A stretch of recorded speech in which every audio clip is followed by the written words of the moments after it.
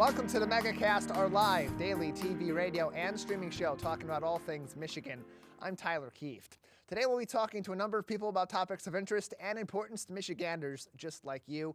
Let's start off with what's making headlines today on our local news page on civiccentertv.com as we continue our coverage of the tragic shooting at Michigan State University. Our top story today is from a consortium of individuals on the front lines doing the journalistic work in East Lansing. Lily Altavina, Mike Ellis, and Andrea May Sahori from the Detroit Free Press. Following the tragedy at Michigan State on Monday, communities across Michigan began the healing process on Tuesday, holding community vigils in recognition of those injured and murdered at Berkey Hall and MSU Union on Monday night, and to lend a supportive hand for their friends, their family, and their neighbors affected by the tragic shooting.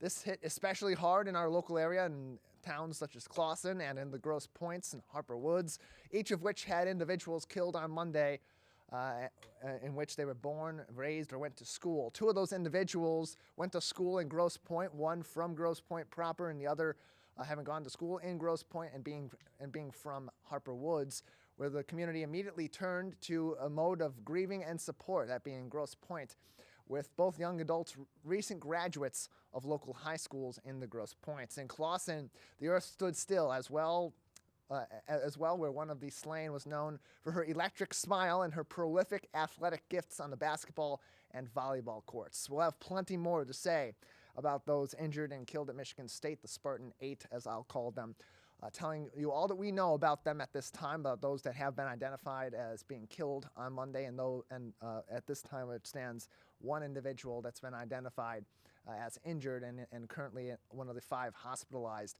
from the events of Monday evening. That's who's important here, the victims, and we will make sure to highlight them as best as we can later on in the show. And that was among the question, and at the time, so many still asking why. Why did this happen on Monday night? Why did this happen at all? Why was the individual that ultimately did this so adamant about taking lives at Michigan State or taking lives at all? That was among the questions around East Lansing on Tuesday at the iconic rock on Farm Lane, where it was repainted, asking another question: how many more? Mourners will gather asking that question and providing their own grieving ceremony for those killed on Monday night at the Rock tonight at 6 p.m. It's on Farm Lane Road in East Lansing on the campus of Michigan State University. You'll know it by going by the Fairchild Auditorium and just across the street and down the road from the MSU Library. The Rock is there over by the Fairchild Auditorium on Farm Lane. Meanwhile, across East Lansing and communities around the state of Michigan, the words "Spartan Strong" are posted in solidarity with the MSU community, rattled but united. And this includes some really kind words coming from a number of people across not just the MSU community, but communities all around the state of Michigan. We think about the rivalry so much between Michigan State University and the University of Michigan, but a really classy thing yesterday tweeted by incoming president of the University of Michigan, soon to be inaugurated as their 15th president, Santa Ono, who said the flags at the University of Michigan campuses will be lowered to half staff until further notice to honor the victims of the shooting at Michigan State University. That among some of the many different tributes being made to the victims and to those affected in the Michigan State community by local colleges, universities, and institutions here in Metro Detroit and all across the Great Lakes state. Also making headlines today on our local news page from Hannah McKay, once again at the Detroit News. In our local area, a community all too familiar with gun violence, Oxford, is offering counseling services and support services as well to its students, staff, faculty, and the community in the wake of Monday's shooting at Michigan State University, just under 15 months following a tragic shooting at Oxford High School that took the lives of 4 students and left 7 more and a teacher injured as well. As we mentioned previously, other schools in affected communities are taking similar steps in the wake of Monday's tragedy as our communities are left reeling, all connected in some way, shape, or form to Michigan State by some way, either our families, ourselves as individuals, our friends and neighbors, or even just by sports fandom and the ways that connects us in our communities. And that's what makes this all the more important, that we stick together and we help each other continue to mourn the events of Monday night and have these conversations and not stay silent on this with one another and grieve in silence. In fact, on campus at MSU, counseling and grief services remain available for students as well as others in the community at the Hannah Center on Arbit Road. More information on that is linked on our local news page. In our final, in our first and only headline from yesterday, so it'll be 4 articles down on the page. At the bottom of that article, it will be linked with direct words saying the counseling services are available at the Hannah Center. You click on that, it'll go directly to Michigan State's website that provides more information and more details on how those services can be obtained. That's also the topic of conversation in our final headline today, which is also from Hannah McKay at the Detroit News. Students who are looking to tap into some of those grief services, especially if they're now home with you parents here in our local area after many picked up their students with classes suspended for at least the remainder of this week and possibly beyond at Michigan State. They can call the Hannah Center and they can call Michigan State for these grieving services. The phone number 517-355-8270, and then they will select the number 1 after making that phone call. Again, that phone number for students to tap into some of these grieving services through Michigan State at the Hannah Community Center is 517-355-8270, and you will select the number 1 after you dial that number and go through their automated service. Community members may also call the Hannah Center and call Michigan State for grieving services and counseling as well. That number, 517-346-8460, 517-346-8460 for additional services as well. We also highly encourage you, if you haven't already done so, if you weren't with us on Tuesday's edition of the Megacast, encourage you to go to our on-demand page on civiccentertv.com and take a look or take a listen to our interview with Dr. Melanie Schwartz from Viewpoint Psychology and Wellness yesterday. Really important to take a look at the ways that people typically grieve in these sorts of situations, or how we can begin the grieving process, how to help others while you help yourself in the grieving process, and even for those who are on the front lines, maybe those in the police or the fire or the EMS that were sent to East Lansing from our local area and saw some of the horror that took place on campus at MSU on Monday night. They're also going to need some of our help as well, and there's a number of different ways that we can help them, both from our local department level as well as from individuals and their friends, their family, and in their communities to provide them the support in times like this, because while they may see these kinds of things or similar sorts of things to the results of Monday night's violence, it can never be easy for them, and it does take a toll on them over time. We know that. There are accounts of that going back years, going back decades, and we certainly know in recent times here in our local communities where we're all too familiar,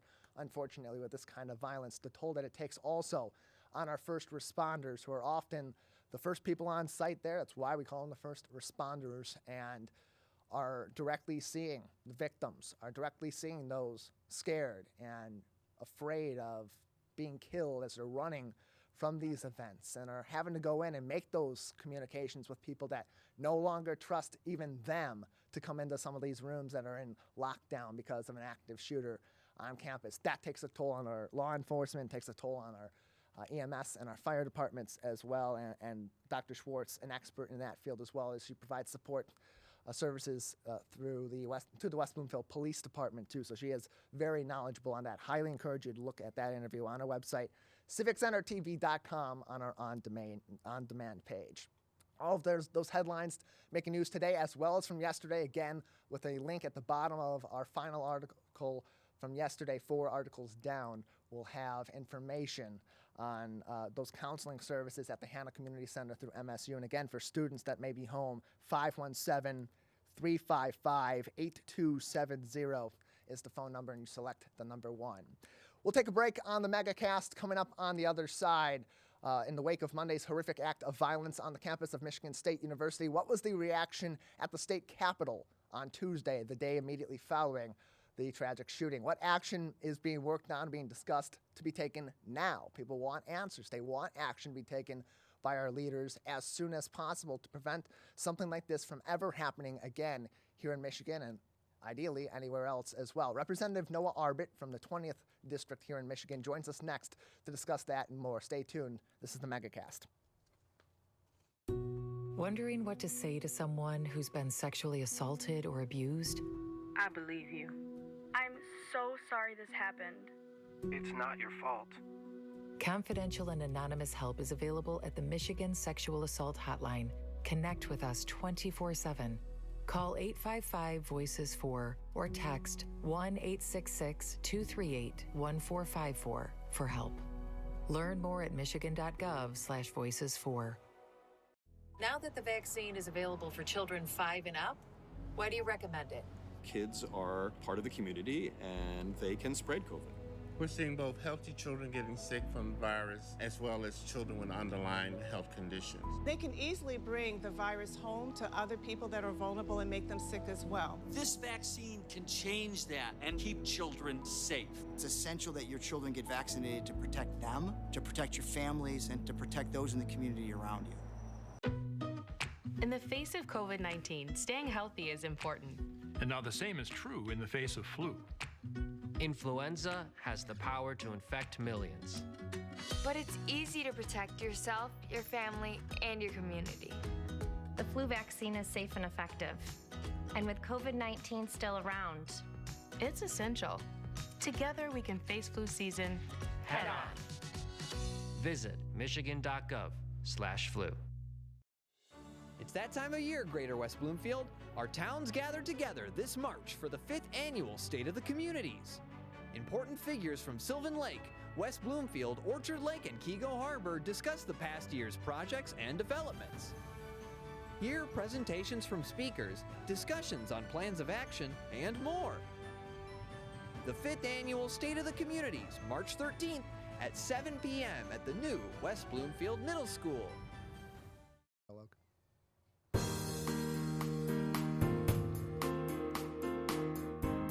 Welcome back to the Megacast, our live daily TV, radio, and streaming show talking about all things Michigan. I'm Tyler Kieft. To learn more about us and stay up to date with all of our programs and each individual segment on demand, civiccentertv.com/megacast. Joining us now is Representative Noah Arbit, a Democrat representing Michigan's 20th district, which includes the Greater West Bloomfield area, as well as the Lakes area and Commerce here in southeastern Michigan. Noah, thank you for being with us today as we continue to react and to mourn the events at Michigan State on Monday. I want to just give you a moment here to say whatever you'd like to say to our local community as we continue to mourn right here in the Greater West Bloomfield area, in your district, and in Oakland County. Yeah, I mean, it's our hearts obviously are with everyone at Michigan State University, everyone in East Lansing, everyone on campus, and everyone across the state and in our communities who love a Spartan, right? That's really what this is about, is making sure that, we are, supporting our community, supporting those who are impacted. And we know it's not just the people who are on campus that day, but everyone in the wider community. And so we are with them, and we want to get them the support that they need. And so going back to yesterday, it's obviously the day immediately following, just really hours following the conclusion of the events on Monday night, you traveled back to Lansing to do your work at your congressional office, and I would imagine immediately that is the topic of conversation: gun violence, what happened at Michigan State University, and the people are calling for action. They want these to stop. It's been less than 15 months at this point in time since the shooting at Oxford High School, where 4 students were killed, 7 others were injured, and a teacher as well. And now in this case, so far, the death toll is 3, 5 are injured and in critical condition at Sparrow Hospital in Lansing. So what was the discussion on Tuesday immediately following that in terms of action that can be taken at the congressional level statewide? Yes, well, clearly this was something that was really hit close to home for those of us in the legislature, because it took place right next door to Lansing, in East Lansing. And so we didn't have legislative session in the House or the Senate on Tuesday, and our committees were also canceled. But we did go to work. We came back to work to talk through, how we were going to respond and what needed to be on the agenda to make sure that we never, ever see something like this ever happen again in the state of Michigan, because we know that these, as you mentioned, that these incidents have been, increasing in frequency for the past 10 to 20 years, and no action, very little action to no action has been taken, and that's unconscionable. Enough is enough. And so what we met yesterday to talk about was our raft of legislative responses. And so what we know is that, House Democrats are going to pursue a number of items. First, universal background checks to make sure that everyone who purchases a gun in the state of Michigan has to clear a background check through law enforcement. Safe storage laws to make sure that everyone in the state of Michigan who is licensed to carry a gun and has a weapon present in their home has to secure it and store it securely in their homes to make sure that no one who is unauthorized to access and utilize that weapon can do so without the owner's without the owner's knowledge. And the third one is red flag laws to make sure that, and in this instance, some of the reporting that we've seen come out has indicated that this would have been something that was helpful to make sure that, people who are, in a stage of crisis or, at extreme risk, we can, family members or other, people in that individual's life can, seek a court order to basically rescind that individual's firearms for a temporary period until such time as a judge deems that they are capable of safely and responsibly having a firearm in their possession. So those are the three things that we're working on. A number of other items that I'm pushing for, and a number of others are pushing for to be on the agenda. Severe regulations on assault weapons, including potentially a ban on sale and importation of assault weapons in the state of Michigan, commonly referred to as an assault weapons ban. That's something that we know, and we know that each of these policy responses that we could put into place, none of them alone, we can say, would guarantee that, MSU wouldn't have happened or Oxford wouldn't have happened, but that's not the right test. Frankly, I believe in a duty to try. And what we need to be doing is narrowing the windows of opportunity to ensure that incidents of gun violence are not happening with the frequency that they are happening now. We know that this, we can't eradicate gun violence writ large, but what we can do is ameliorate the problem. And that's what we're seeking to do with these responses. And coupled together, these responses, we believe, will create a new system in Michigan where we are, more resilient and against the threat of gun violence across our communities, whether, you're talking about suburban communities, whether it's a college campus, school, or urban communities, which face the day in, day out assault of gun violence, at a lower level than these, giant mass shooting events. But we need to address that as well.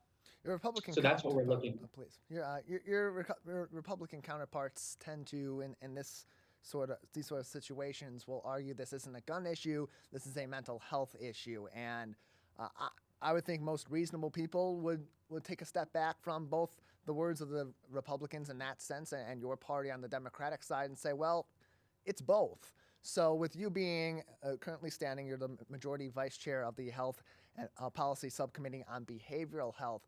What sort of steps can also be taken on the mental health side, which is also a major factor in some of these gun violence events too?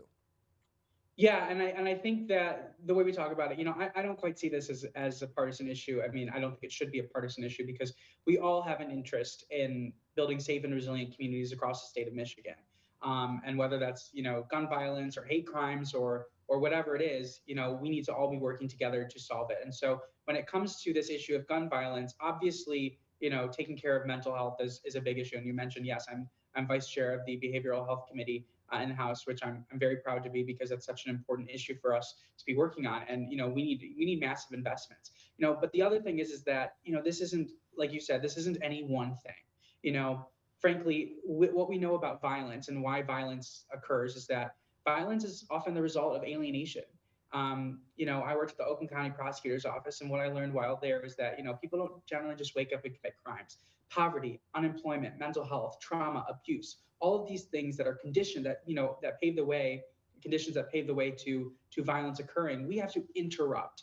And so when we're talking about harm reduction, in communities, when we're talking about, different programming, when we're talking about, making sure that everyone has a good paying job, all of that is prophylactically working to ensure that we are, reducing gun violence and violence writ large, because really the cure to violence is human connection, is embedding people within their communities, giving them purpose, helping them find their own purpose, helping them create the circumstances and the conditions for their own success. That is the best medicine we have to violence in our communities. And so all of the policy agendas that we have, policy goals that we have alighted on as House Democrats, with the partnership with the governor, from the beginning of this term and going forward, we believe are going to help address this issue of gun violence. So yes, it is going to be on the supply side in terms of an access to firearms. It is going to be in terms of investing resources into mental health and making sure that mental health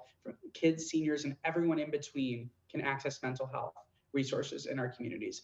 It's going to be harm reduction. It's going to be so many other elements of this, to make sure that we are holistically looking at this problem and not just reacting to, one incident and saying, okay, well, this is what we have to do. No, it's a holistic, broader-based, work that we have to do, and we're going to do it. We're joined by Noah Arbit on today's edition of the Megacast, state representative from Michigan's 20th Congressional District, a Democrat, with us on today's program. You can learn more information, keep up to date with Representative Arbit on his website, housedems.com/Noah-Arbit for more information. And Noah, you have a unique perspective on this, coming in as a freshman representative in our state Congress. As someone who is a younger person in his late 20s that has gone through the lockdown drills and really was on the front end of that when those started to really become common in our schools and now are commonplace across all of our schools at all various levels, and it's something that's become pretty routine, unfortunately, in kids' lives. And given that sort of perspective, as well as a perspective as someone that's not been a career politician dealing with all the politics of this debate over the years and the decades that we've been snipping at each other from across the political spectrum about this issue, how does that affect how does that perspective help you address this issue and other freshman congressmen as well in the state of Michigan, especially those younger individuals that are coming in that have a different way of looking at this thing because they've experienced it in some way or another?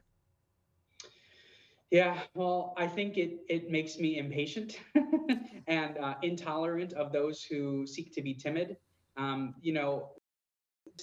For me, my faith growing up in the Jewish community in West Bloomfield, we learn about this a principle called pikuach nefesh, which means it's basically this idea that if you have saved one life, it is as if you have saved the entire world. And so coming in as a freshman state representative representing West Bloomfield, and taking on this issue of gun violence, that's how I lead. I don't think, I believe in a duty to try again. And whatever we can do, I will exhaust every path, chase down every lead, move heaven and earth to make sure that if we can do one small thing to save one life, that we are doing it. Because I couldn't think of anything more important to do. And I understand that there are politics involved and there are tough votes for people. But if we aren't working on saving the lives of these 3 precious young lives that were just cut short for no rhyme or reason yesterday or on Tuesday. I mean, how can we look ourselves in the mirror if we don't act? I don't understand how people can look at themselves in the mirror and say that, they are having fidelity with their oath of office if they just decide to look the other way and not act on this issue. So for me, I look at the lives that are, and it's not just the lives of those 3 young individuals, but the lives of every single person who was on campus that day, every single person in the state who loves a Spartan, all of those lives, the trauma, the collective trauma of this event, and the day in and day out gun violence that we see in other communities across the state. We can't afford not to act. And so I think me being a young person who, as you said, and as you know well, has gone through those lockdown drills and was sort of at the beginning of this, sort of era of mass shootings and school shootings, it makes me intolerant of those people who would rather sit on their hands and avoid tough votes and politically tough votes, because I think that the more politically tough vote is choosing not to protect lives. We're joined by Noah Arbit, representative of Michigan's 20th district in our state Congress or state legislature. Noah, another couple minutes with you before we'll need to wrap things up today. Anything else you'd like to say to your constituents at this time who may be affected by what happened Monday evening at Michigan State or on any other part of this issue that we've discussed here today? Yeah, I mean, I just want to express my solidarity and empathy just for everyone who is feeling affected, and know that it's okay to not feel okay because of what happened. And I'm sorry that this happened, and I'm sorry that action wasn't taken soon enough. Action that potentially could have prevented or lessened the impact of some of these violent events, and particularly violent incidents of gun violence that we've seen, in Michigan and across the country. But to everyone, and I have received so many different, communications messages, text calls from constituents across West Bloomfield, Commerce, and the Lakes, telling me that we need to take action. I want you to know that I'm with you. I'll move heaven and earth to make sure that we are passing meaningful, comprehensive gun legislation and marrying it with the other tools that we have in our toolbox, whether it's investment in mental health or harm reduction, or making sure that our criminal justice system is really fit for purpose. All of that work is work that I'll be doing, in the legislature on your behalf and on behalf of all of our communities across the state. So I'm honored to be here to represent you, and I promise that we will act. The Michigan legislature will act. Well, Noah, we appreciate you joining us on today's program and giving us some more insight from what happened yesterday in the immediate wake of the violence at Michigan State University and how that affected our congressman here in the state of Michigan, and the discussions at the state capitol that are certainly going to play an important role in the recovery and the reaction to what happened at Michigan State on Monday. Thank you so much for joining us. Thanks so much, Tyler.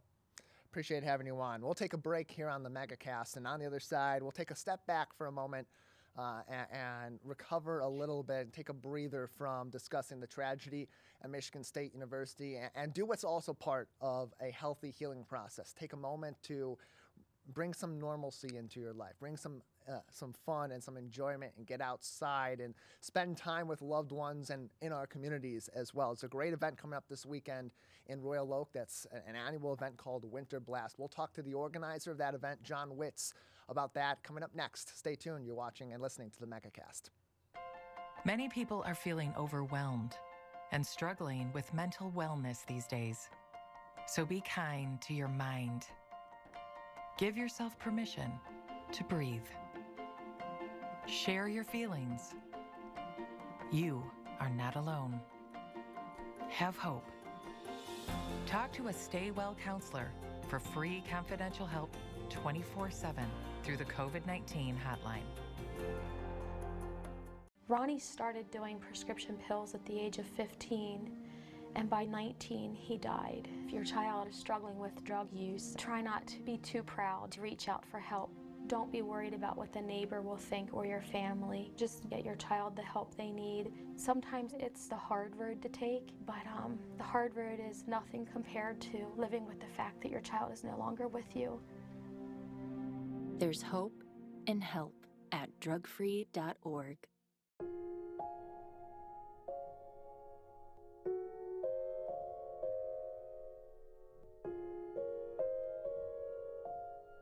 When you have a gambling problem, you have a money problem. Don't let your gambling cause you financial hardship. If you or someone you love is struggling with gambling, we can help. Get free confidential counseling and win your life back. Learn more at michigan.gov/problemgambling.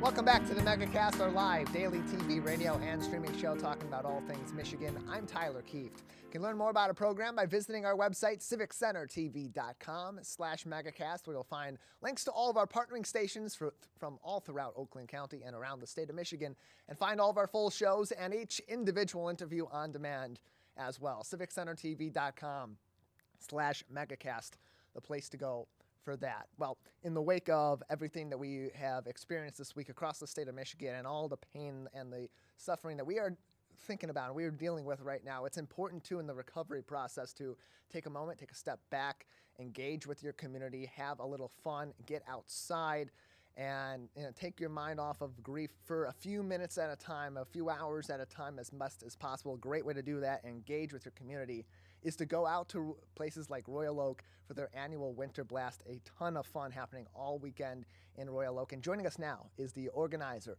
of Royal Oak Winter Blast, Jon Witz, on today's edition of the Megacast. Jon, thank you so much for being with us today. Good morning, Tyler. Yes, some tough times, we're all getting through, and our, prayers and sympathy to victims' families. My daughter was at Michigan State and right across the street from where it happened, so we definitely felt it in our home, and have fear and hope for change, as your last guest articulated. And also, as you mentioned, we do hope to provide, a nice bit of, normalcy, family get together in a safe and fun environment. And, we're excited if we can play that role this weekend and people are comfortable to come out and have a little fun. It would be great. Yeah, and whether it's the situation at Michigan State on Monday or in the past, COVID-19, or other just daily and regular routine stressors of our lives, it's these sort of events that kind of do give us that step back and sort of a reset at times of trouble, to realize that there is good out there and there is fun and there is happiness to be involved. So tell us about Winter Blast in Royal Oak, and just how many various ways people of all different ages can go to this event and have a really nice time this weekend. Well, as you said it, I mean, it's certainly something for all ages. We do celebrate and embrace winter. There are some colder temperatures Friday, warmer on the weekend. So we will be doing that with the ice rink at Royal Oak. It's been a wonderful success, a new venue. 14,000 folks have skated so far. But this is the weekend of Winter Blast where you can skate for free. So it's free ice skating, free admission to the festival. So want to emphasize value. You can learn to skate and, learn to ski and snowboard. We did make snow in colder weather, so we'll be creating a mini snow hill, and the folks at Mount Brighton will, be teaching, doing snowboard and ski lessons. So that'll be a lot of fun. We'll be embracing the winter with marshmallow roasting. There'll be ice sculptures out there. So lots of fun winter themed activities, but also with nicer temperatures. We're bringing in some rides. We'll have a swing ride. We have a 300-foot zip line. We have lots of free interactive inflatables for kids. We've just added pony rides and a petting zoo. There'll be live music and heated tents and food trucks galore as well. So certainly something for everyone, very family focused during the day. And, I think we'll get that adult music, ice skating vibe as well in the evening. So very excited to bring some good times to the region, and at a great value. Free admission. Parking is now only $3 at the parking decks right adjacent to the festival, and parking is free on Sunday. So, looking forward to treating everybody some good times and taking it easy on the pocketbooks in these, slightly higher price times we're in right now, Tyler. Yeah, and let's elaborate on that from your side of things. Organizing an event like this is never easy, never cheap to put on something like Winter Blast or other great events we have throughout our local area all around the year, but especially in the times we're in right now, I would imagine it's even tougher to make that happen, and at the same sort of expectation of fun and interest and intrigue as has happened in the past. So how is that balanced in putting together Winter Blast this year, and ultimately to bring it out to be what people always expect to experience at this yearly event here in Royal Oak? So I think it starts with the partnerships, and the host city, Royal Oak, is the biggest investor and hopefully sees the most benefit with providing high quality, family focused activities for their residents many of whom walk here. We had thousands of folks, from the region, many from Royal Oak last year. So it starts with Royal Oak support, not only from the city, but from the Royal Oak DDA. And again, last year we had a great impact to local businesses. So we had a spillover from the crowds at the festival onto Main Street and to many restaurants, from the Sidebar on 4th Street all the way to Lily's Seafood on Washington to Tom's Oyster Bar, Ale Mary's Freshies. So a big impact, on the downtown in a positive way, and on local residents. Other stakeholders, partners have stepped up, from Soaring Eagle Casino, M3 Investments in Royal Oak, Oakland County, Michigan, was sponsoring the free ice skating. So many great partners, Huntington Bank with the Comfort Zone and family activities, DT Energy with the kids stage. So to make it happen and make it free and make it high quality, that really starts with good partnerships and stakeholders, Tyler.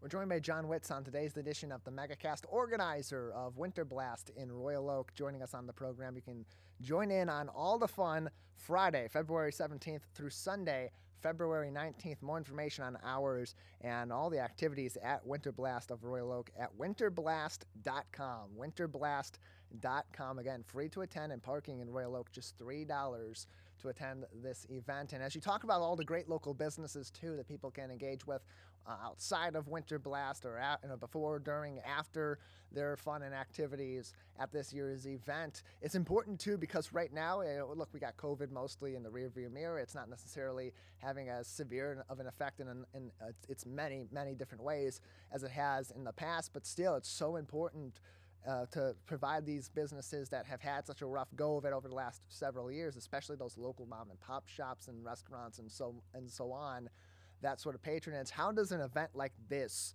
affect our local business community and local commerce in a town like Royal Oak? Well, I think there's two ways, and I think Royal Oak dealt with coming out of COVID.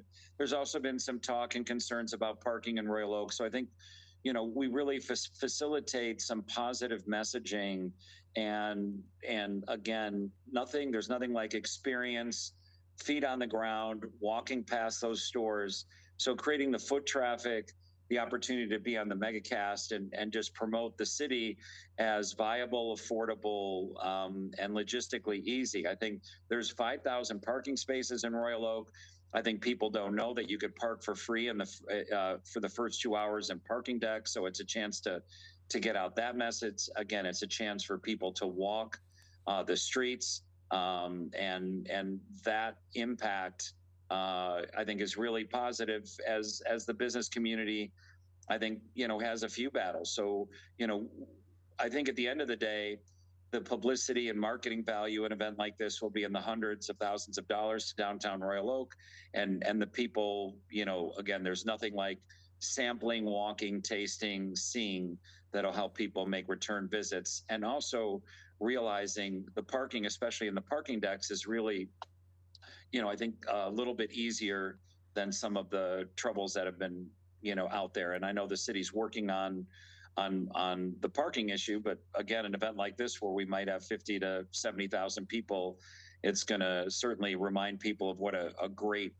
downtown the city is. It's going to showcase the Centennial Park, which is a beautiful new park space across from businesses like the Farmers Market or Lockhart's Barbecue or Rock on Third or Henry Ford Health's new medical center there. It's just a great showcase, and we're excited, and something to do in the winter, getting folks out of the house with high value family fun and events is really cool as well. More information can be found on winterblast.com. Winterblast.com for more information. It all begins on Friday at 4 p.m. to 11 p.m. on Friday afternoon and evening, and then Saturday 11 a.m. to 11 p.m. Sunday, February 19th, the closing day, 11 a.m. until 8 p.m. So plenty of time all throughout the weekend to get out to Royal Oak and enjoy this great event with so many different activities. And hey, with the weather we've had lately, Jon, it's great to get outdoors, not necessarily have to bundle up as much and enjoy all these activities, including a lot of great music. Your Soaring Eagle Casino and Resort Performance Stage will be open on Friday, Saturday, and Sunday for a number of different performances. Tell us a little bit about some of the different music that people can experience at this year's Winter Blast in Royal Oak. So we definitely mix up the genres. You might see headliners like Taylor Tuckey for country and the Jack Daniels show and Ryan J. But then R&B stars like Larry Lee and the Back in the Day Band and Elise King, rock bands like the Ruiners and Forge the Sun. The Brett Lucas Band will be bringing blues and Tino G's Dumpster Machine, just amazing rock and good fun. We have DJs from the Movement Festival, so many great live entertainment things. And that's a fun thing about the DJs. our one tent, the Huntington Bank Family Fun Zone, is kids' activities with acts, family-friendly acts on the DT stage, like the Michigan Science Center and Frostology, and there's free arts and crafts with arts and scraps that'll be there. But at night, that family fun zone turns into live DJs from Movement. So we're really excited about the overall entertainment lineup, from a great mix of music to family entertainment to live DJs. And that's inside the tents. Outside the tents, I have to mention our food truck rally lineup.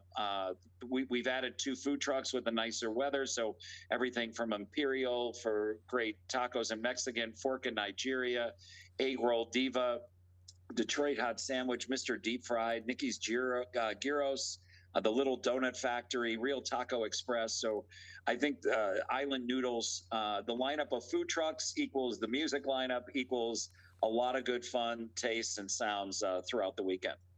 Food, fun, and festivities all happening in Royal Oak this weekend. It begins on Friday and runs through Sunday. More information on their website, winterblast.com. We're joined by the organizer of Winter Blast of Royal Oak, Jon Witz, on today's edition of the Megacast. Jon, a couple more minutes with you today. Anything else we haven't discussed yet about Winter Blast that people should know before they go Friday through Sunday in Royal Oak? Well, I would emphasize, the zip line, the Baker College zip line just had, thousands of folks enjoy flying 300 feet through a downtown. Nothing like looking up in the air at a festival and seeing people flying over you and around you. So that's a can't miss. There's a special rate for folks at the Hotel Royal Oak. So if you want to make a weekend or a night of it, really cool rooms there, lots of great fun. The Henry Ford Health Ice Garden will feature a salute to Detroit sports teams, to the armed services. They'll have gnome characters, a dinosaur exhibit, all in ice, all interactive, photo opportunities. Lots of places to warm up when it does get cold, including the House of Dank Comfort Zone and other heated tents, to enjoy. And one thing we're adding with the warmer temperatures, again, is a lot of kids' activities. We're adding a swing ride, pirate ship, climbing wall, pony rides, inflatable games. Most of all of the inflatables are free. So just lots of things to do for the kids. And again, with Saturday and Sunday looking to be a little warmer, I think the streets will be packed with folks enjoying an array of activities. Well, Jon, thank you so much for joining us. Appreciate having you on to tell us more and preview another great edition of Winter Blast in Royal Oak. You're welcome, Tyler. We appreciate getting on the Megacast and promise everybody a good time. And again, free admission, $3 parking, and free parking on Sunday. So we'll see everyone this weekend. 4 p.m. to 11 p.m. on Friday, 11 a.m. to 11 p.m. on Saturday, and 11 a.m. to 8 p.m. on Sunday, winterblast.com. Go out, have some fun, take your mind off of all the things in our community right now that are less than great. And of course, as we continue to mourn what's happened at Michigan State University, it's important for us to get those moments of happiness and joy into our life as well, even if it's in brief sprinkles here and there. It's important. It's a big part of the grieving process, and we appreciate Jon for telling us about a really nice event that's happening this weekend, a family-friendly event that's got fun for people of all different ages in Royal Oak, and we thank him so much.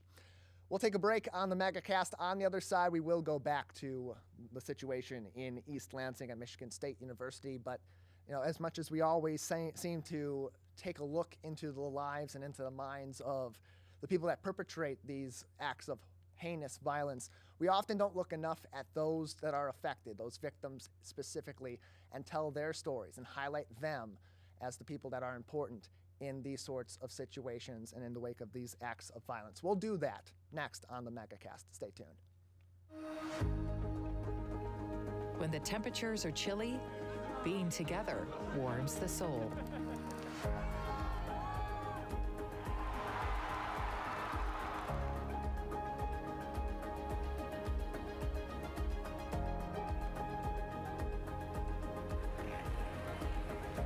Keep the winter fun going. Help protect yourself and those around you by keeping your COVID-19 vaccines up to date. Can I ask you a question? Why do you want to get the COVID-19 vaccine? I don't like getting sick. The virus will die.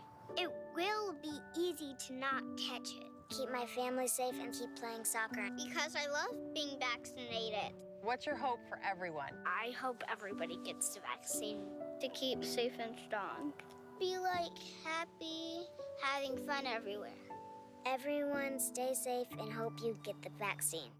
1 in 4 Michigan homes has high levels of radon, a naturally occurring radioactive gas known to cause lung cancer.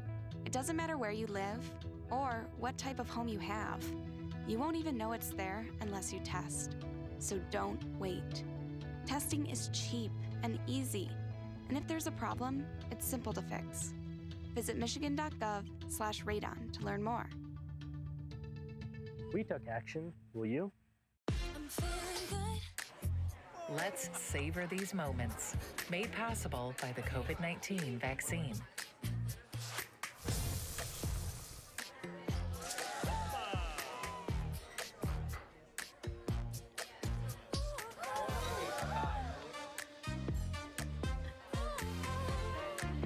Keep the dining out going by keeping yourself protected and your COVID-19 vaccines up to date. My Michigan TV is streaming everywhere on Apple TV, Roku, Fire TV, and more smart TV apps. My Michigan TV is on your phone too. Take us with you wherever you go. Just search for My Michigan TV on your favorite app store or visit mymitv.com. All Michigan, streaming everywhere. My Michigan TV. Hello, nose. My nose knows is when somebody uses the bathroom. Mom, Polly didn't flush. Ooh, I smell cookies. I smell an A+. How could my nose be running when it stays on my face? Our noses know if those sniffles are just a cold, allergies, or COVID-19. So swab it. Test it. It's good to know. Let's relish these moments. Made possible by the COVID-19 vaccine.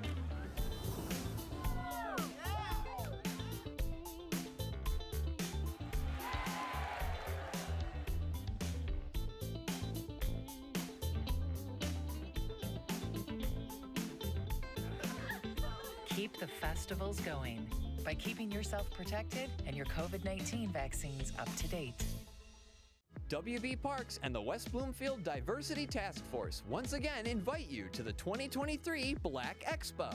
Drop by Orchard Mall and tour demos and displays that highlight Black business owners, resources, and careers. Bring your friends and family to shop around local vendors and support their hard work and dedication to their craft. Come on down Saturday, February 25th from 10 a.m. to 1 p.m. at Orchard Mall in West Bloomfield. The 2023 Black Expo.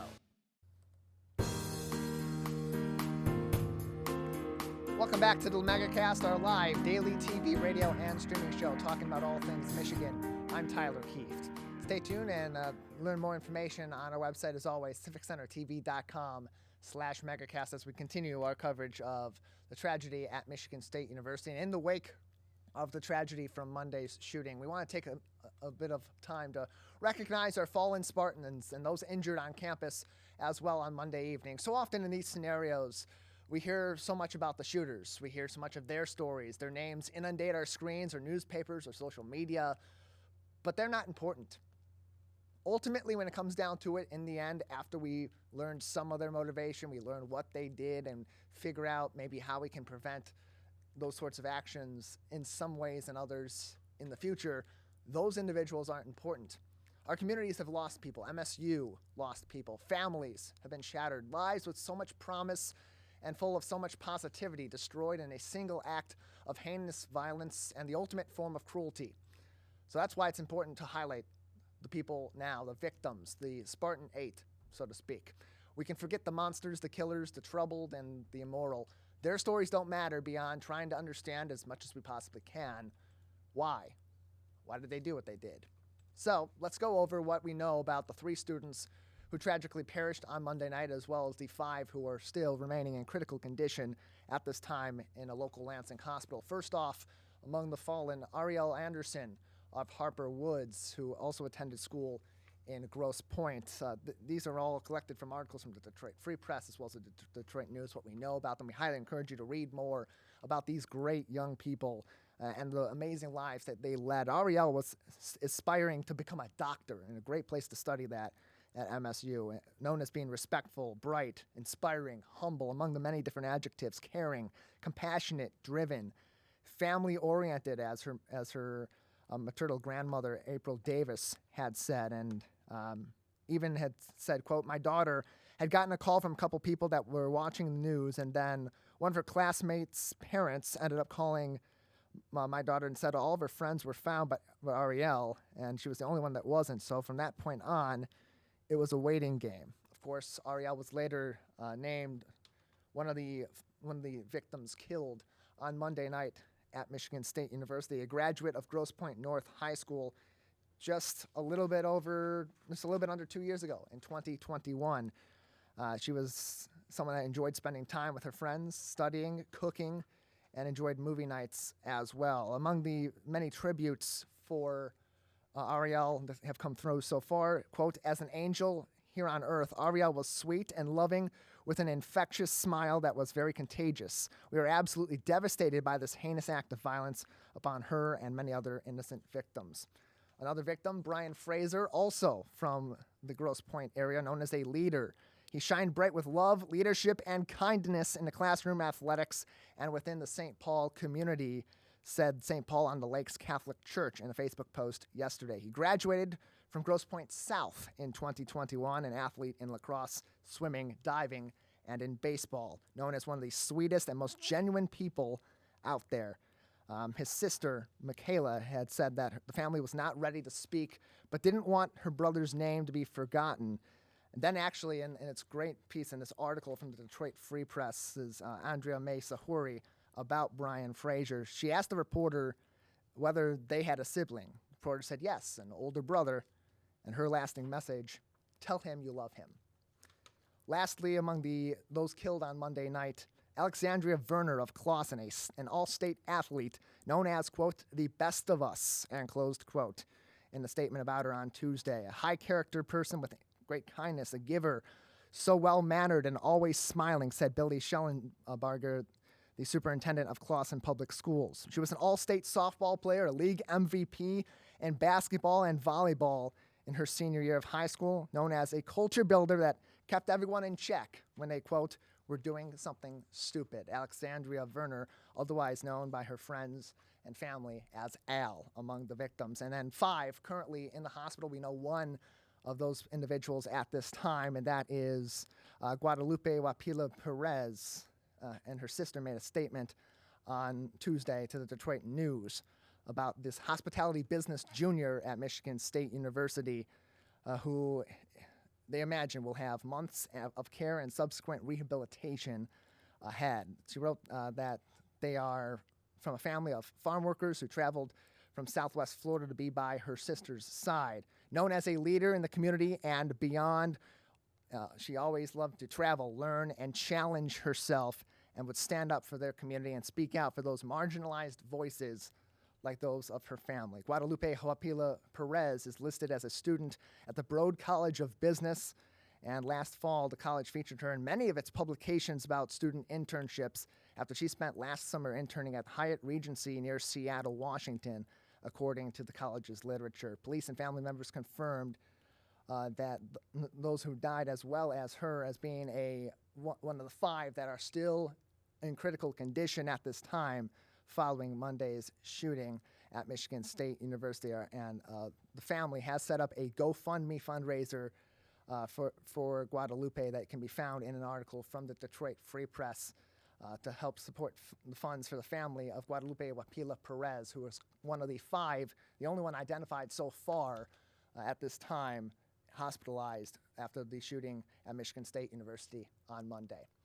That is going to do it for our show today. Just want to remind you again to keep the victims of Monday's tragedy in mind and continue to work with yourself and others in our communities to mourn what has happened Monday and not let this fall aside without any meaning. We appreciate you tuning in, and we'll be back soon with a new edition of the Megacast.